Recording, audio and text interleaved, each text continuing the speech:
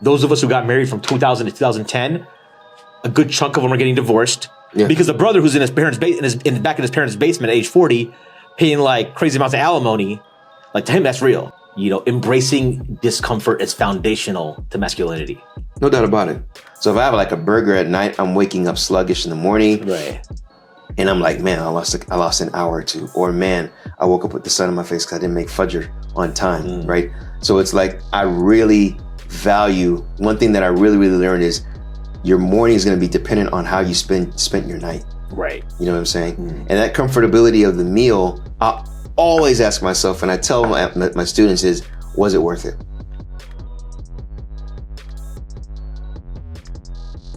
Yeah, so I used to actually run. So, you know, Junaid, Dean, and I went to Hajj together.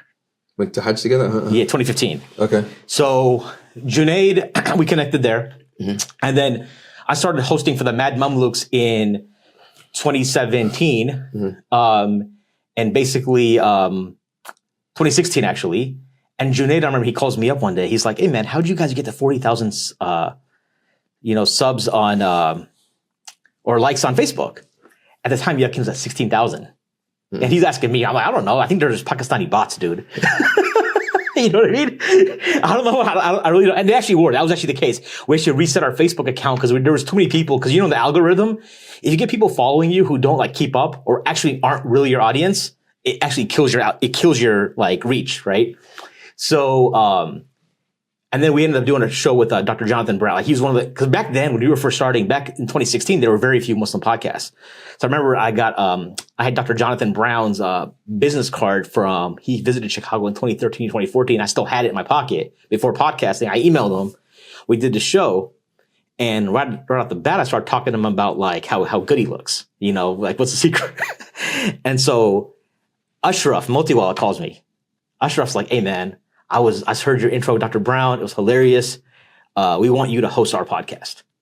So the way one of the Mad Mamluks at Sim, he did the production and I was doing the interview. So I was reading the papers before and I was doing, so we did like about a season or two. This is like beta version.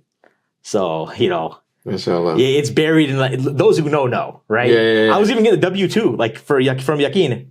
For my taxes and stuff. So, you know, so, all right. Well, listeners or viewers or whoever's watching this, this is Shaykh Abdullah Oduro, and you are listening to and watching the Sultans and Sneakers podcast. I'm your host, Maheen, the podcaster, the podcast for Muslim men to help you level up in life for the afterlife.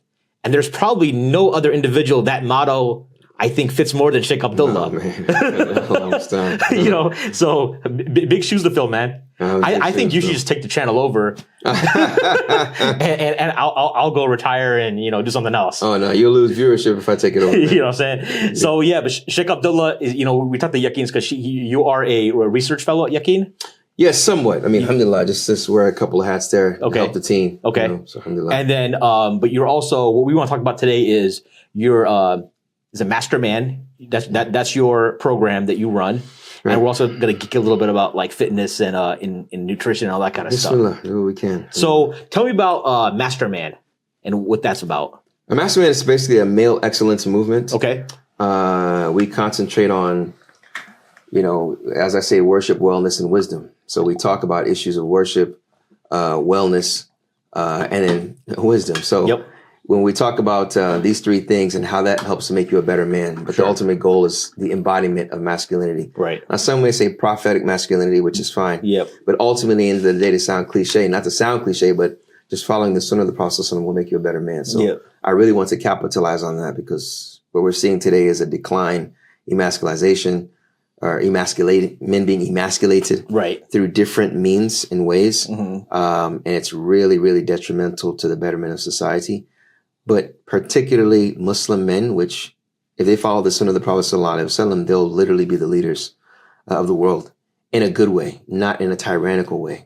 We just want to debunk a lot of those types of myths that are understood. So in one sense, it seems like it's very straightforward. Just follow sunnah. Yeah, but obviously, it's not being applied, right? Right. So you're not seeing the end results. Where are you seeing the gaps? Really, firstly, separating this whole term masculinity from Islam. Okay. I think we need to understand that Islam, when you practice it, it by default will make you that. Sure. And the exemplification of the Quran is the Sunnah of the Prophet sallallahu alaihi wasallam. Right. But when we initially start our foundational principles in life, right, externally and internally, you know, that's when we find a problem. Right. That's when we find a discrepancy between male and female. That's when we find, dare we say, a lack of understanding of what it means to be a man. Right. Yeah. Okay. So let's break this up into so you remember the dawah back in like 2000s, right? Mm-hmm. We didn't start talking about masculinity and these issues until I feel like maybe last 7 years, would you say? Mm-hmm. Mm-hmm. Okay. Yeah. Is it because we didn't have a crisis back then? Or we just did have a crisis and we just didn't know about it? Like, why is it something we're talking about now? I mean, I think there's always been a crisis. I think with the rise of feminism and the waves of feminism that has taken place. Mm-hmm.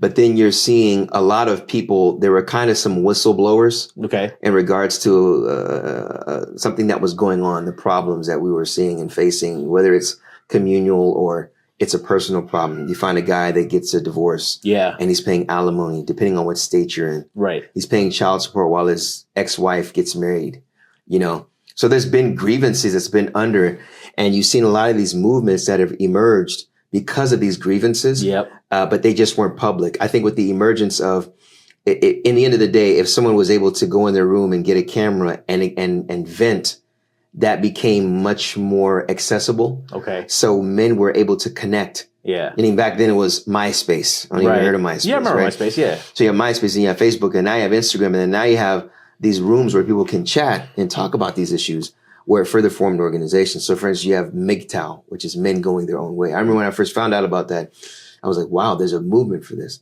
Yeah. But then really what were they trying to combat or what was it an antagonist of? We could say essentially of feminism. Okay. But it's really men going their own way and some of their tenets Islamically could be problematic. Right. But for the Muslim that has went through a nasty divorce, he's like, man, I am them. Yeah. They are me. Right. Right. So I think within the last, like you said, maybe in the early 2020s, pre-COVID. Yeah. Is when there was a general consciousness and it started to go viral. Well, now that we're talking, so how many years have you been married? I hope I get this correct. About 19. 19 years, okay. Yeah. So I've been married 14 years, right? So we got married in the 2000s, right? Okay. So I didn't think of this before as we were talking. I just kind of like the framework. In the 90s, brothers who got married in the 90s, they're now probably 20. If they're married, there's like 20 some years in the game. I think, but I've seen a lot of divorcees from people who got married from 2000 to 2010. Because they have kids now. You talk about these examples, like people are paying like crazy amounts of alimony, right? Yeah. And so that's why probably we didn't in 2005. Because in 2005, I was MSA president in 2005, right? It was like Aqidah wars. Yeah. Right, that's what we're talking about. We got to like, you know, Ashari, Sufi, or right, all that stuff, right? Yeah, we were doing all that stuff, right? And I was like, man, that was so much easier, right? It was simpler. It was like, you know, it wasn't like this crazy because at the end of the day, it wasn't giving you like anxiety, you know, because brothers. Now, there was a brother that called me like last year, and I don't know how much he spent. It was like heavy six figures, like $2,000 or $3,000 in lawyer fees. And now he's in his 40s. Back in this, he's got kids who are like teenagers, and he's back in his parents' basement because he can't afford. Right. He's so broke. He's so busted from the alimony that. And I think that's probably there's actually a documentary that, come to think of it, came out like 2012 or 13 called the original Red Pill documentary. I think her name is Carrie Fisher. She was going around. Now, when I watched it, a friend of mine recommended it to me, right? So I watched it. But I was kind of like also like turned off in a way because the dudes who they were interviewing seemed like losers. Like they seemed like, well, it's not surprising why you got now. Granted, they're not getting their rights and stuff from child, you know, that kind of stuff. So it seems like, as with a lot of things, we are downstream from mainstream culture on this. So now it's kind of like, but I think that's my hypothesis. I just came up with this, like I said, like I think now is because those of us who got married from 2000 to 2010. A good chunk of them are getting divorced. They're dealing with it, and then that's why it's causing. So it's something real because the brother who's in his parents' back in his parents' basement at age 40, paying like crazy amounts of alimony, like to him that's real. Yeah, right. Exactly. And now he's just like, what do I do? And you know, when you let's say a client came to you in that scenario, and you're trying to get him up out of there, right? Mm-hmm. Where do you start even? Well, I mean, this is where, you know, particularly the physiological aspect of their wellness is important. Okay. You know, he's paying alimony, sitting in his parents' basement, and he's playing don't forget the video games, man. He's playing video games, Shaykh. You know what I'm saying? Mm-hmm. So what does he do? Because, I mean, the check that he makes is probably not enough. Right. It's just redundant. His parents are bugging him. Right. Whether his mother sided with him because of the divorce, who knows the reasons for the divorce. Right. He literally hates I don't want to say he hates his ex-wife. He hates his children's mother. Yep. You know what I'm saying? Yep.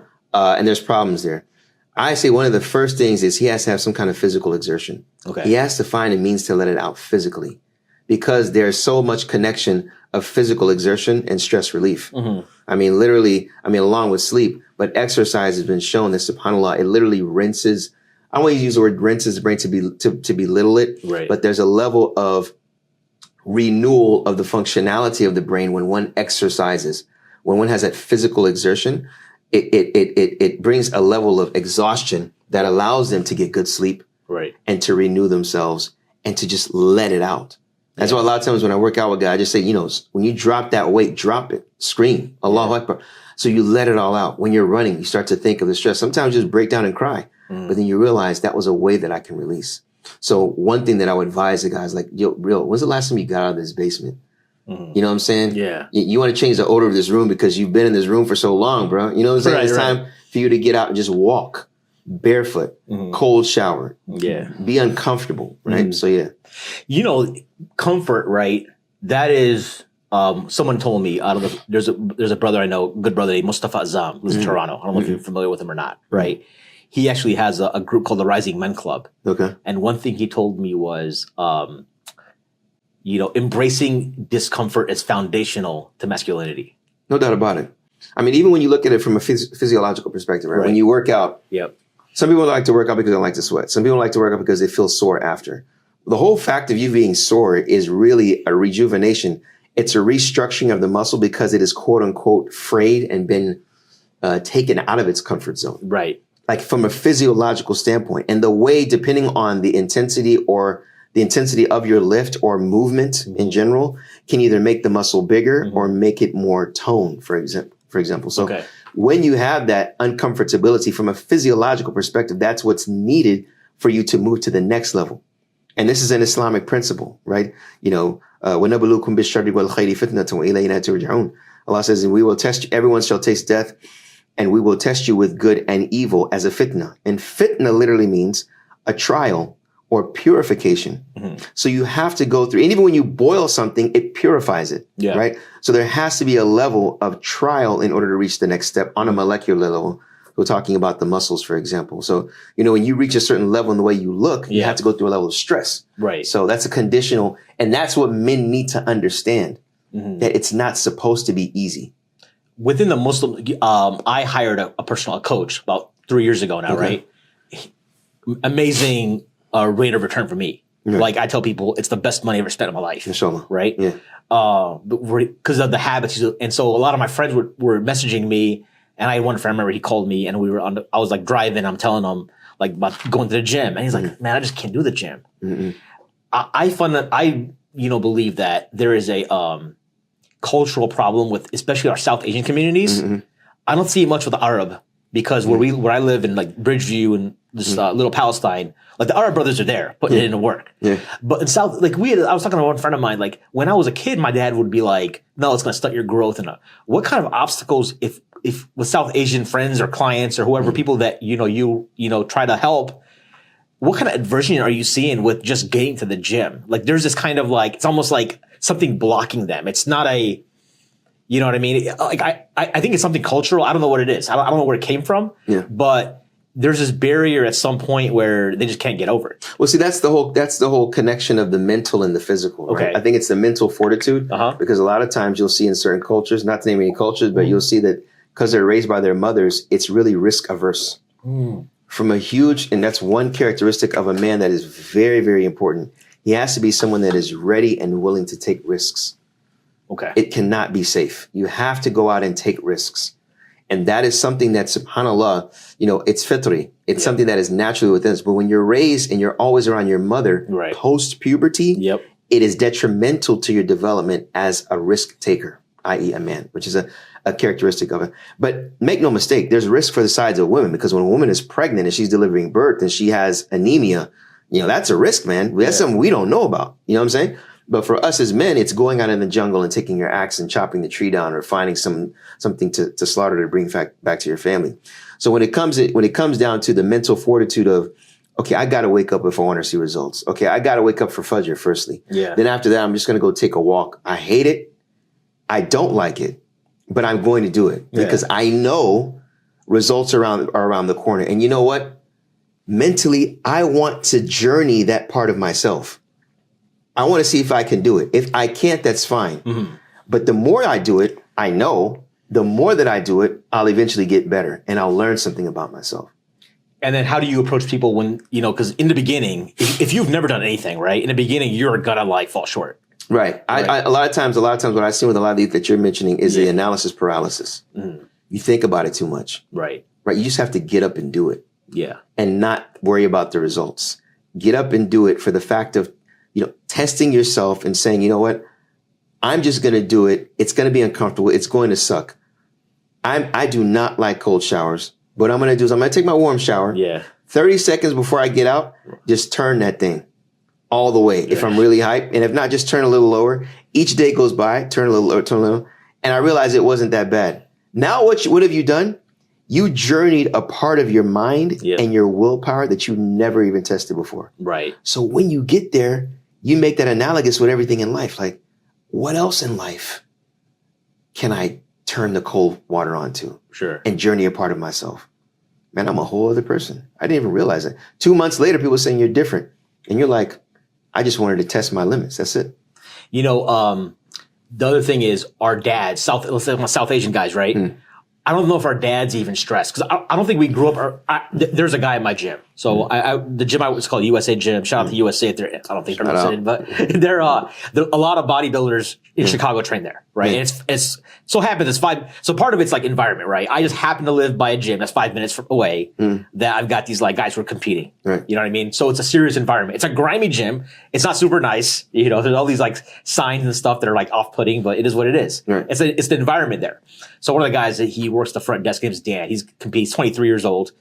I'm like, hey Dan, and he told me how he got into it is like when his dad in his basement used to have like a little bench, and dad was working out. So when he was like 11, 12 years old, he'd go down there and start throwing stuff around. Right? That's like unheard of with our parents. You know what I'm saying? Like it's a thing that like isn't, and when I spoke to some of my Arab friends who were into like fitness, they always talk about, and I'm not making excuses, I'm just trying to understand like root cause here, right? Going back, they were talking, their dads were always into like maybe like more manual labor. They weren't necessarily working out, but that was something that they encouraged. You get what I'm saying? No doubt. I am not a person that just says the gym.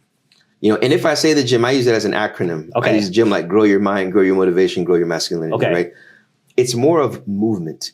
Get out and move, man. Like, even in the hotel, right? I brought bands with me. And even if I didn't bring bands, I'll just do 20 after every salat, 20 air squats, 20 push-ups. If I don't reach 20, it's fine. At least I had enough balls to do it. That is what I'm talking about. You getting up and being consistent. And that is an Islamic principle. أَحَبُّ الْأَعْمَالِ إِلَى اللَّهِ أَدْوَمُهَا وَإِنْ قَلَّ. The most beloved actions to Allah, those are the consistent. The man is consistent in taking risks. He's consistent in pushing himself to a limit, to reach other limits, to not even recognize the person he was a year ago. You know what I'm saying? And then when he sits and looks at that photo or reads that text of someone that was complacent, he's like, Alhamdulillah. He brings it all back to Allah. And that is why the Muslim man is unstoppable. Wallah, he's unstoppable. If he's always testing himself mentally on a physical level. So when they say, I don't want to get up and go to the gym. Okay. Do burpees. Something. Move. And I like how you mentioned the father was doing physical labor. Well, physical labor, we belittle that. I mean, these guys, our fathers were going out and they say, I used to walk so and so all miles and so on. That's physical. That's movement. That is movement. It's important just to get out and move.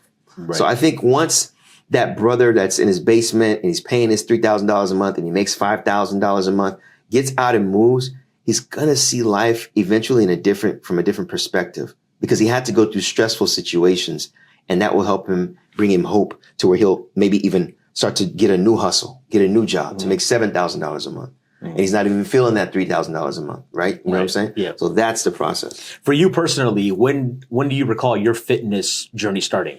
When I've always been in sports, you know what I'm saying? But when I went to Saudi Arabia is when it stopped. Okay. It didn't you really play high school sports? I played high school sports. I played basketball, football. Okay. What position in football? Tight end. Down in Texas. Defensive end. Huh? Down in Texas? Down in Texas. Yeah. Okay, so that's like for high school Friday Night Lights, man. Really?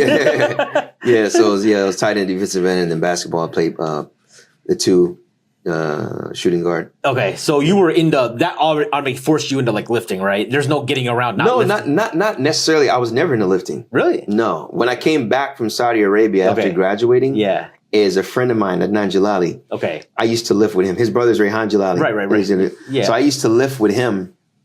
He's like, let's just go to the gym. And mind you, when I came back from Saudi, I was married, and I was, I eat my family likes to make basbousa. Yeah. Real sweet. Right. So I was really, big on both sides. You know what I'm saying? Here and there. You know what I'm saying? It was coming out the throat. You know what I'm saying? But we just started going to the gym, man, and I just loved the pump. I loved the workout. And I always said, man, I remember the first time he had me do leg workout. We were doing squats and whatever and lunges. Man, my legs felt like stone. Right. But in my mind, I'm like, this has to help me some way. Right. You know what I'm saying? Like the DOMS hits different on legs, man. Yeah, exactly. Exactly. And what I looked like in the mirror was a byproduct. Mm-hmm. It was for me, even at that moment, and I thank Allah, it was about challenging myself mentally. If I got here, imagine where else I can get mentally. Then when my mom would say this, or my wife would say, man, you're looking better. I'm like, I don't even know. Right. Because it's about mentally pushing. And then you make that analogous with everything else in life. That's what makes you unstoppable. And you're a Muslim? Right. Oh, come on, man. So you were doing Aikido in Medina, right? Yeah, I was doing Aikido in Medina, yeah. So how did that routine look like? Was that a few times a week or? Yeah, it was a few times a week. We did it 2 to 3 times a week. Okay. Yeah. But from a fitness point of view, it wasn't sufficient enough, are you saying? Or like? Well, no, I mean, we did Aikido and it was really, I just love the fact of self-defense, learning how to defend myself. It was something that was interesting. All I knew was Steven Seagal. And, you know what I'm saying? From the movies. Sure, right. And we used to play basketball every Thursday when we would, alhamdulillah, we would fast and we'd play basketball. Okay. And sometimes Yom al-Jum'ah, before Jum'ah, we'd do that. Yep. But Aikido, it wasn't even, my mind wasn't even about being fit. It was just the activity of learning something new. Okay. And challenging myself. But that's what you started it in Medina. My fitness journey? No, Aikido. Yes. Okay. Yes. But like that itself wasn't enough to keep you fit, you think? Because you're talking about you came back, you like felt like you came out of shape, right? Nah, compared to the way I was eating and I was not walking at all. Okay. So only the 3 hours, what is it, like 4 hours a week then? If that? Maybe, yeah. Maybe 4 hours a week, yeah. So a lot of times people are fooling themselves by like, they think they're doing fit, like something, playing basketball a couple times a week, but they're eating trash. If you're eating trash, then. Right, exactly. So those are the components, right? Eat, sleep, and fit and workout. Right. So the most important of them is sleep. There's a real good book by Sean Stevenson called Sleep Smarter. Right, yeah. It's a really, really good book. And that really convinced me that sleeping is the most important component out of all 3. Really? Yeah. Now, I know it's important. So I've been training jiu-jitsu about 2.5 years. And the hardest part for me is my gas tank, my cardio, right? Right. And so one of my black belts called a professor. He was a coach back then. He was like, he told me his dad was a black belt, had the same problem. And he started taping his mouth shut. Okay. You know what I'm saying? Because like I'm a mouth breather, right?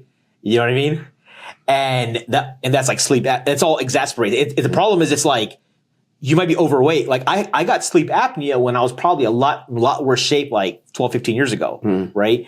And then that kicks into one thing, you're snoring, and then you're like in the cycle. Right. You know what I mean? So I've been trying to like tape my mouth. Sometimes it's like you wake up at 3 a.m. and you're like, get up to use the restroom, you like rip it off. You don't even know what you're doing, right? Yeah. You know what I mean? But I think that the days that I've been able to make it through the full night, even 6 hours, it definitely feels different. Yeah. Yeah. Because it's not, but again, it's not comfortable. Because when you want to like go to sleep, what's the most comfortable, like, let me ask you this. What's the most comfortable way to go to sleep for you? I'll tell you what mine is though. The most comfortable way to go to sleep for me. Or I'll give you an example of what I'm thinking about, and then it'll help you connect. My most comfortable way of going to sleep is getting a bowl of ice cream and then putting on some like mindless TV show that'll put me to sleep. Like there's a show on Netflix called Dubai Bling. Dubai Bling, okay. Yeah, something really dumb. But it's like you're eating junk and it's like your purpose. It's almost like sometimes you do it. It's like not, I'll be honest, I sometimes still do it. It'll be like, let's say it's been a crazy few weeks of work and it's a Friday or something. I get home late and I'm like, you know what? I'm just tired. I just want to like do that, right? That's when I'm comfortable going to sleep. It's probably terrible for you, obviously. You know what I'm saying? But I think the opposite of not comfortable is like, you know, getting ready, doing your adhkar, taping your mouth shut and go, right? Yeah. I mean, it's interesting. You said the word most comfortable because now the most comfortable way for me to go to sleep is when I'm already exhausted. Okay. And I just lay down and I just die, like go to sleep. You know, my wife knows that. Although, because if I was to have my crumple cookies and you know, some pralines and cream ice cream together, right, with the ice cream just a little melted. That's your cheat meal. Oh yeah, that's definitely one of them. I mean, I have a number of them. Shit. We're not gonna hold back. I mean, carrot cake. Come on, man. Hold on, like you don't like carrot cake. Shit. Come on, man. Yeah. So having that, it's comfortable at the moment, but my mind, because I've alhamdulillah, I've reached a point to where I think about the morning. Okay. So like when I go to sleep, how am I sleeping? Because it's gonna affect my morning. Me, it really affects my morning. So if I have like a burger at night, I'm waking up sluggish in the morning. Right. And I'm like, man, I lost an hour or two. Or man, I woke up with the sun in my face because I didn't make fajr on time. Right. So it's like, I really value, one thing that I really, really learned is your morning is going to be dependent on how you spent your night. Right. You know what I'm saying? And that comfortability of the meal, I always ask myself, and I tell my students is, was it worth it? Was it worth it, man? You know what I'm saying? But with that, do they have to almost have the next day mapped out for it to take effect? That's a loaded word, mapped out, because sometimes when you're telling someone at the very beginning of their journey, or they just have an intention, they haven't even done anything like you mentioned. Yeah. When you say mapped out, they're thinking 5:30, okay. From 5:30 to 6, okay. From 6 to 6:30, I have to drink. No, it's like, just make sure you wake up for Fajr and do some physical activity after Fajr if you're a morning person. Yeah. Right? Make sure that you're making use of your time in a way that's conducive to the person you want to be. Yeah. Firstly, what do you want to be? Right. What do you want? You know what I'm saying? Yeah. And then taking it slow from there. But you said if they're a morning person. So are you accepting people to like wake up for Fajr and then go back to sleep? No. Okay. No, that's not on the table. I don't push it, but at the same time, you got to know where people are at, because the main reason is the barakah in the morning. Yeah. Bukratan wa asila, right? As Allah mentions to sabbihu bukratan wa asila. So bukratan is basically in the morning. Some scholars say it's in the morning when the sun is rising, and then the atraf is in the evening, like right after Asr, right before Maghrib time. Right. So getting the barakah of that. And number two, you know, a lot of people are asleep. So taking advantage of that and just going out and dealing with nature and going and working out. The gym usually not that full. Yep. You know what I'm saying? If you're going to go to your gym. And that's a time for you to discover yourself. Like working out alone. That's what I'm talking about. When you work out alone, especially when you're stressed, you discover yourself. You're working inward. Right. You're journeying inside of yourself. And those that know, and those that don't. Right? So I would say after Fajr, get a little something. But if at your level, if you're a night person, you find some people that are night people. All right. Start there. Start working out at night, right? But I don't know what your schedule's like. If you're a morning, you work in the morning, right? So you got to determine all that to kind of reach the optimal. Yeah, because I found that personally, it is a lot more challenging to go to the gym after a full day of work. Like I go to the office. Like a lot of these guys are like remote workers during COVID. Like we were making the tests, right. So there was no like remote work for us, right? Right. You get home at like 6, 7 o'clock, and you're hit. Yeah. Right. Try to go to the gym then. So to me, ideally, and I think it started with like, because I was doing, I'll tell you a Junaid story, right? So there's many like for me personally, there's been a lot of like markers in my life as far as like the way fitness is kind of like paused in, right? Because I was, like I said, I was not raised in that environment, right? I think, you follow this guy named Sam Sulek? You heard of him? He's on a copious amount of juice. I'm just not into guys that juice, man. Yeah. But I do like his. I listened to his talks on his way to the gym and after, because it's all pretty practical, right? And he talks about like the environment, like of having a group of guys that you can like a crew that push you. Sure. Right. So, so I think not having that, and then but for me, it was always when I met somebody like that, I was inspired. So Junaid, I mentioned how he's in my Hajj group. He was the flag carrier. So I went, Sheikh Omar Hilal Hajj, right? Okay. Shout out to Hilal Hajj. He had the flag, and this is September 2015. So it wasn't that hot. It was like only 110 degrees, I think. He was like doing the Jamarat. And the dude like did not break it's like he didn't break a sweat. He was just chilling. Right? And so he was telling me he was doing CrossFit. And I had heard about CrossFit, and people say what they want about CrossFit, but because I was following there was some girl named Julie Fouché. She was like a CrossFit athlete, and she was also in medical school. And to me, I've always been, regardless of religion, if I see someone who's like a high performer, I'm always like resonate, like what makes them tick, what's interesting, because I know my wife's a physician, right? So if I see someone who's like a medical school student, and also like a CrossFit Games athlete, I think she placed second one year, which is amazing. Then I'm like, all right, there's something like to unpack here. So I was talking to Junaid about what he was doing with CrossFit, and he was, and to me, it was just like, I just saw him. I was like, all right, this dude's older than me. He's in great shape.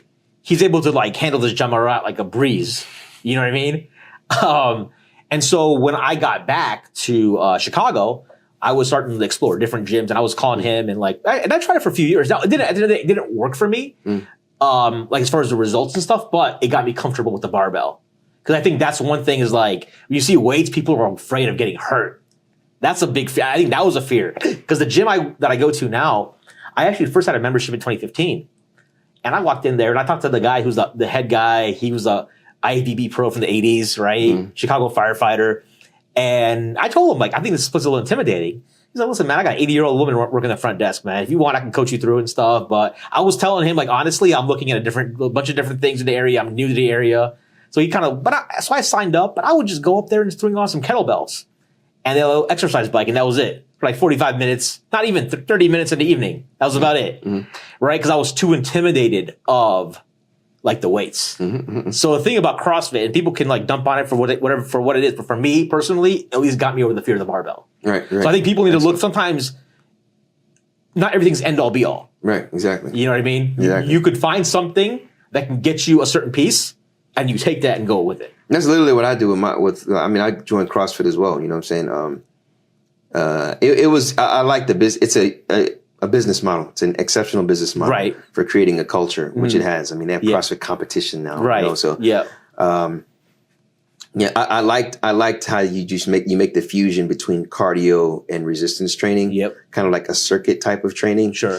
But there are some guidelines that you really need to take into consideration, like the kind of coach that you have, him knowing your level. I got injured in CrossFit. The first time I hit a barbell was a nightmare, but alhamdulillah, I mean, I know what to take from it and what not to.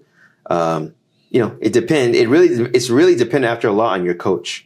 Yeah. Because your coach will have you doing a cling and you've never really mastered squatting, for example. Right. Your mobility is terrible. Your ankles are not loose. Your hip flexors are very tight. Your psoas muscle is tight. And then, as he's teaching you clings on the first day, that's a problem. Right. Right. But the clean in and of itself is a phenomenal functional movement. Sure. And learning and getting coached through that gradually is going to be phenomenal for your gains and development, right? So CrossFit really masters that. Yeah. And along with other movements with the barbell, like you mentioned, body weight training. Yeah. I'm not a big fan of kippings, but it's good. It's still a functional movement. It really lubricates the joints. It keeps you moving. Yeah. It's excellent cardio. You just got to look at the bodies of the people that of what they're doing. So right. Yeah. But as far as the CrossFit, I think one of the reasons for me wasn't sustainable was everything's the class is a pro and a con, right? Because no matter what, everyone's doing the same thing. Now it's at a different scale, right? They'll tell you that, but at some point I was like doing deadlifts for time. That's the thing. You know what I'm saying? Stuff like that. It's the timed resistance training is where it can get tricky and get borderline dangerous. That's why you gotta have a good coach. Yeah. Coach has to know your level and separate you from the other people. The guy's been there for 5 years and you've been there for 5 minutes. Right. And he has y'all doing the WOD at the very end. It's like, No, it's going to be a nightmare for you. But some people will think this is what it is. And, so now nutrition is still, I think, the most challenging part for me. Right. You mentioned sleep. I got to think about that. Maybe my sleep still sucks. Okay. It's not that. I mean, I'm sleeping probably 7 hours a night, right? But I don't know how the quality is. That's the question, right? I'm trying to be consistent with the mouth tape. Right. Because if I get 7 hours mouth tape, I think I'm good, right? But okay. So, all right, 7 hours of mouth tape. Okay. But I think the nutrition part is where a lot of people fall short. And why do you think that is? In general, like it goes back to we could say it, but it is true. It's discipline. It's like, what do you want? Yep. What do you want? I mean, it's simply like, okay, from a standard, I think all of us as human beings, we can easily accept, especially through research, is okay. You have to have a good amount of fiber in vegetables. Yep. Because vegetables contain the nutrients that's needed for your optimum health. Right. Right. So there has to be a good set of vegetables in there. Now, okay, how the vegetables should be, in the end of the day, taking it from the ground and eating it, hopefully with the dirt on there, is probably the best situation for you. Sure. I.e. organic, no pesticides and insecticides, right? None of that. Eating that on a daily basis, especially the older you get, right? Having good level of protein, clean, lean protein with greens is probably your best bet. I'm not here pushing paleo diet, but it's really just having that element of protein plus a good amount of vegetables, whether it's a fist amount or 2/5 amount is optimal.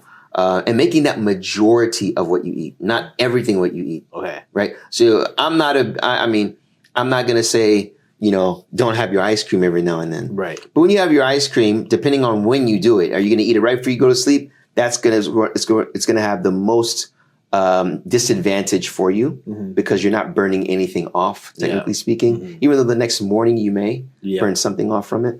But I think the challenge with nutrition is just discipline. And again, it's mentally, what about yourself do you want to journey into? Because there's another version of you waiting out there.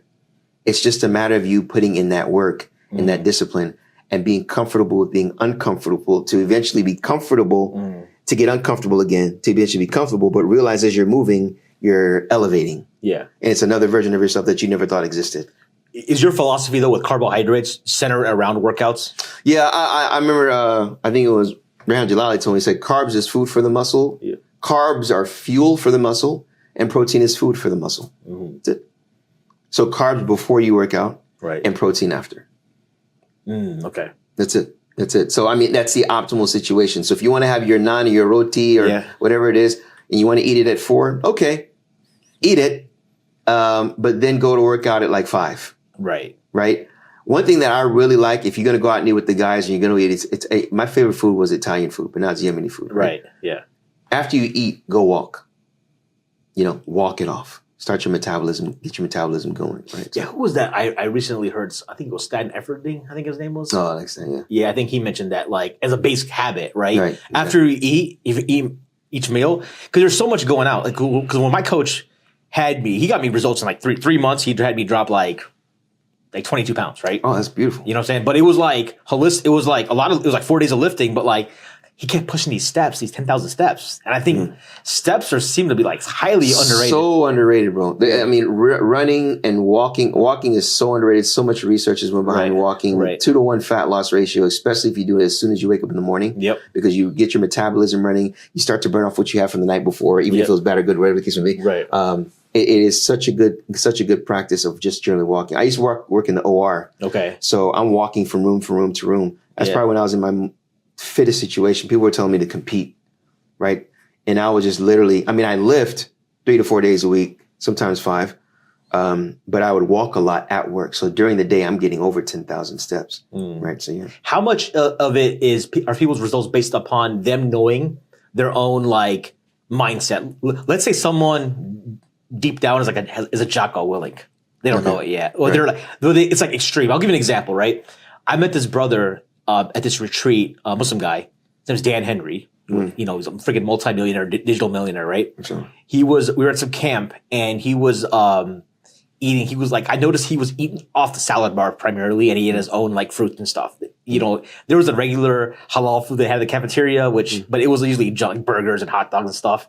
And so I was asking him about like, hey man, don't you have cheat meals? Now this is an extreme. This is like cheat meals. And this guy was Muslim maybe 8 months. So he was like, cheat meals, like, wait, we're Muslim, right? That's like saying I could have like vodka once a week or something. Like, you know, and it was like, but it seems like he's like, I don't do cheat meals at all. Like, right? Like that churro that kid's eating, that's like a diabetes on a stick. Like, he's literally saying this while we're all like at the same table. He's like, I'm repulsed by that. And I'm repulsed by it because I've gone without it for so long. Now that's an extreme approach, right? Now, but he also told me that how you do one thing is how you do everything. I can't argue with his results financial. Like he's extremely wealthy, right? Because he was talking about his whole business. Like he gets up at 5 a.m. And so for him, getting a fudger was no big deal. I'm already awake. You know what I'm saying? But like that mindset, if somebody tried to use Dan Henry's approach, like cold turkey, and it wasn't their fit, it could just implode, right? So how important have you seen that? Like, but there are probably personalities out there that had that untapped within them. You gotta, and that's why it's important for you to read the history of the greats and their mentality. Okay. And you will see that there are certain universals that take place. Sure. Right? Like you mentioned, like how you do one thing is how you do everything. Yeah. Your approach to discipline, like what discipline is. Yeah. You know, your whole philosophy of friends, man. Yeah. You know, like life is about trade-offs, period. Sure. Again, this is another masculine trait. Life is about trade-offs. It's about what are you willing to trade off? Because some of those things that you will trade off will eventually become a good habit for you. So for instance, our brother Dan Henry, right? So him leaving off churros and leaving off sugar, right? And because he knows the effects of sugar, whether it's a family member or someone that has had diabetes or he had past tense and he's recovered from it. Right. He's like, man, there's no going back to that. Yeah. Forget that. Right. At all costs. Right. So he's going to do what it takes to reach that optimal situation that he wants. He wants to play with his grandkids. So he's going to leave the churro every day of the week. He's not going to leave. He's not going to even mess with that because he knows what's on that side. Right. So it goes back to what you want and realizing that life is about trade-offs, especially when it comes to diet, because if you eat healthy, let's say you're eating vegetables every single day of the week and you're eating clean protein, right? Whether it's chicken, beef, whatever the case may be, you know your makeup, you're getting your blood tested and seeing, okay, beef doesn't work with me. Chicken does, for example. Okay. You know, which is important as well. You know your family history, right? Right. You know, so you know all of that and you realize, okay, this is what is good for me. This is what's going to help me. When you eat that unhealthy food, you're physiological, you're going to feel it. You're going to have diarrhea. Yep. You're going to sleep horribly. You wake up with eye boogers. You know, you'll wake up, lethargic. Yeah. You got to ask yourself the question, was it worth it? Do you structure your own diet in a way where you're eating like the same things every day all the time or? No, I'm kind of a little loose with my diet. Around this time, someone like Dan Henry would be disappointed with me, right? You know what I'm saying? You're at a convention too. Is that part of the problem? That's part of the problem. Like the only lunch that they had were sandwiches and I'm not for me, bread and cheese is killer for me. Okay. Bread is a killer for me. And cheese has a lot of sodium, so it holds a lot for me, right? You like sliced cheese, right? So I had a sandwich, but I took the other meat on the sandwich off and just ate the meat and then I had vegetables. Right. But then I had a little of those noodles. Right. Right. So that's not that optimal for me. Right. But this was because I didn't eat the whole trip until I got here. Okay. So whatever I consumed, it just, and that's where the real discipline comes in. But that was probably part of like, there was a Craig Ballantyne. You familiar with Craig Ballantyne? He used to write for Men's Health, but he's a copywriter. He made his money elsewhere, but he used to write for Men's Health in the 2000s, right? Okay. So he would talk about like, you go to the airport and you see people make the worst decisions at the airport, right? Yeah. Especially those on business trips because they got the expense card. So let me get the triple venti frappe with extra whip, right? Now we boycott Starbucks now, but before that, he was like, just get some nuts, some run or don't eat at all. Right, I think that's the thing. Is like you're not gonna like starve yourself to death. See, this is another principle of masculinity. It's in Islam is that the whole concept of the dunya. Yeah, like the dunya in Islam, the dunya is not looked at something that we should desire and want. It's only a means to an end. Right. Right. We use of it that which helps us worship Allah. Yep. But we don't make it our ultimate goal or purpose. Right. So the dunya is something that is beautiful, that makes you feel good. It really calls to the nafs. It calls to those desires that you have. Right. The same thing with food, man. Yeah. The only reason you're eating that is because it tastes good. And you know it's horrible for you. Right. But you're taking the taste over the health benefit. That's what Dan said. Is you're doing it for the dopamine. Yeah. Yeah. I mean, whether he's using it for the particularity of dopamine or for the dopamine feeling and rush, right? Obviously, it's going to be the dopamine that's secreted. Right. But then it's like, man, it tastes good. I want it, and I want that to fulfill that desire that I have, not that need. Right. Right. Because, I think it was Ronnie Coleman. And he said, the food tastes like carb, but I don't care. The food is only a means to get somewhere. Right. I care less how it tastes. Mm-hmm. Right. And it's going to taste like cardboard because I'm trying to get to the T a certain percentage of body fat. Now, do you yourself, you still probably sound like you enjoy food, but you do it in moderation for yourself. Exactly. And how do you calculate? Is that like a once a week? What's the frequency? Or does that, and when you coach people, like, where do you start them at? If they want to say, hey, man, I got to have like my like kebabs and, I think kebabs are perfect for you, actually. Yeah. Kebabs are really great. So if you're having your biryani, for example. Or like nahari. And that's a killer, bro. The wheat and the milk. Wait, it's the nahari? Nahari, yes. Is it and the halim. Yeah, the halim, yeah. All the South Asian stuff. Yeah, exactly. So I try to find out what's their favorite foods. Right. And then I say minimize. But at the same time, we're doing compound workouts. Mm-hmm.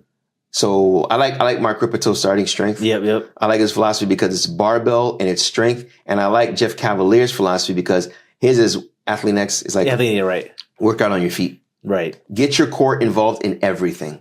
Right. I like body weight training in the beginning. Yep. Because it's kind of fun and in the same token very challenging. And you realize, man, I can't even lift when it hit me, bro, and I was like, man, I can't even lift myself up. What am I trying to deadlift 315? Yeah. And I weigh 220 and I can't even lift myself up? On a pull-up, yeah. Yeah, on a pull-up.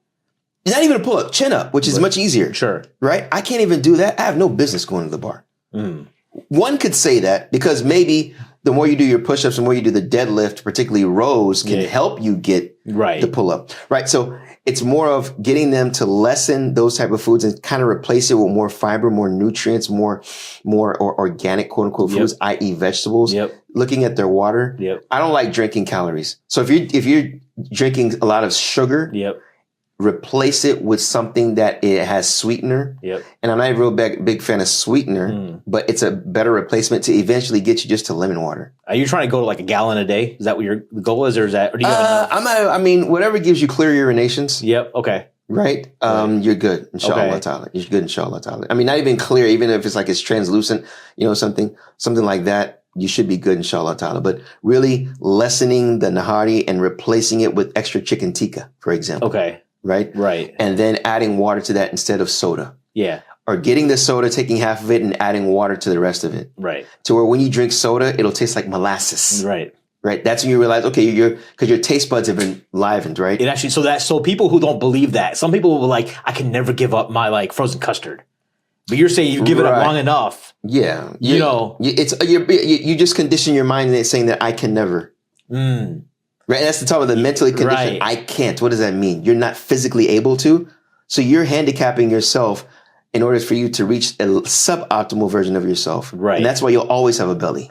And the thing about, you mentioned body weight. Body weight is hard, man. Like my coach, when he prescribed me 4 gym workouts, the 5th day was a body weight at home. Mm-hmm. It was only 20 minutes. I dreaded that day more than the 4 gym days.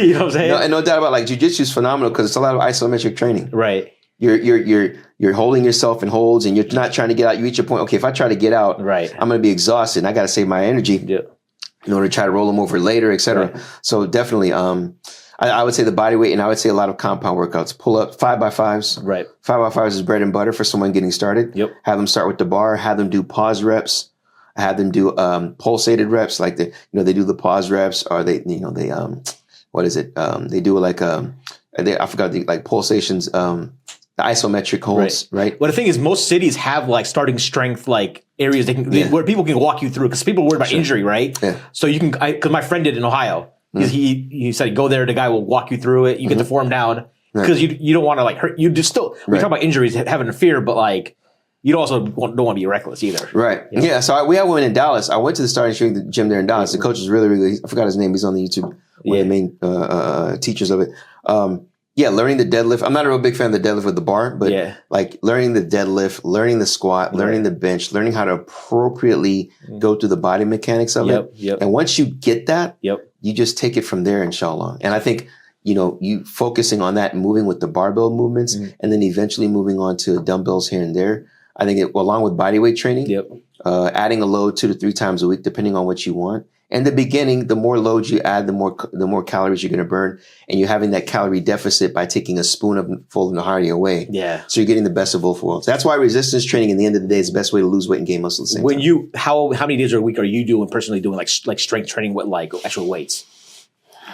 I always add weights when I train. Right now. So 4 to 5 days a week. Okay. But sometimes I don't go heavy for like a PR. But are you doing like a push-pull kind of split or like, no? I just straight up, when I come home from traveling, I'll do I call it like 20. So what I'll do is I'll do a shoulder press. Yep. Then I'll do front squats, then back squats, then rows, and then RDLs. Okay. The Romanian deadlifts. So I'll do that with 135. I'll start with the bar and do 5 reps of each. Okay. Then I'll come back, do 135 of each. Then I'll do 225, not with everything. I'll do 225 with the squats. Yeah. I'll try with the front squat. Yeah. And then I'll do, not with the shoulder press, obviously. Shoulder press, I'll go 135, maybe 150. Like 1 rep you're saying on that? No, 5 reps. 5 reps on each. Okay. 5 reps on each, and I do 4 sets. So how many reps is that total? Like 20. It's 20 per exercise. Yeah. That's why I like to call it 20s. Yeah. So it's 100. You're doing 100 reps for the whole workout. Yeah. That's heavy, man. Yeah. But I mean, I'm moving every single joint. Yeah. Like right now at my age, it's not about muscles. It's about joints. Right. Okay. Right. So I'm more thinking of joint lubrication and joint mobility. Right. So I do that. And you know, I get good results off it. But now that I can feel my testosterone it's lessening a little. I need to get tested. I want to add, for me, when I add in cardio, like a day or two, that's when I'm at my best. My skin is clear. My sleep is much better. So I'm going to start running again. I do not like running. I do not like long distance running. I'm African, man. We tropical. We like to, you know, we sprint. You know what I'm saying? Right, we're fast twitch guys. Right. For sure. But I know that's what's going to get me there. So I'm doing boxing again. I'm going to join a boxing class with my kids. Cool. Shall I get back at that? Sounds good. Well, Shaykh Abdullah, it's a pleasure having you on. Man. If people want to reach out to you or like learn about Master Man, how can they do so? And go to AbdullahOduro.com, ABDULLAH, Oduro, OD as in David, URO.com. Okay. Got a lot of stuff coming out, inshallah. I appreciate it. Well, from our listeners out there, if you have any questions or comments, you can email me at info@sultansandsneakers.com, or actually be Sultans and Sneakers. I've been messing with the phonetics. When I started the show, it was like Sultans. I'm trying to be mainstream, but now I'm like, you know, it's called Sultans and Sneakers. You want to keep it real, huh? You know what I'm saying? Put the paw in there. You know, sultansandsneakers.com. If you want to support the channel, you can do so by becoming a Patreon at patreon.com/Sultan For my special guest, Shaykh Abdullah Oduro, I'm your host, Mahinda Podcaster, signing off. Assalamu alaikum. Wa alaikum assalam.